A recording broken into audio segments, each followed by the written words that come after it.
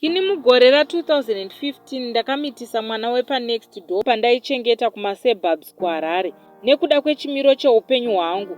Musikana akanditsindidza kuti ndisataure nekuti she was already engaged nemumwe murume and both families yemukomana neyake zvaitofambidzana.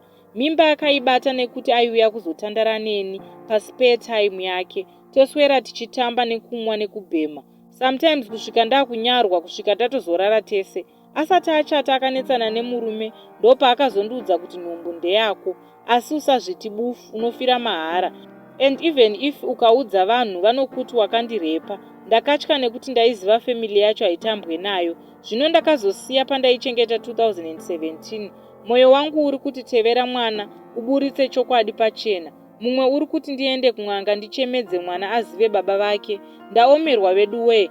Zvekuti ndiri murombo zvinozoonekwa pamwe vakaziva kuti ndini baba vemwana vangagone kuchinja life yangu. It's matter of life or death. Tongorega zvakadaro here apa ndiri kurwadziwa kusiya ropa rangu riri musango. Ndibatsirewo vehama nemazano kuti ndoitawo sei pakadai.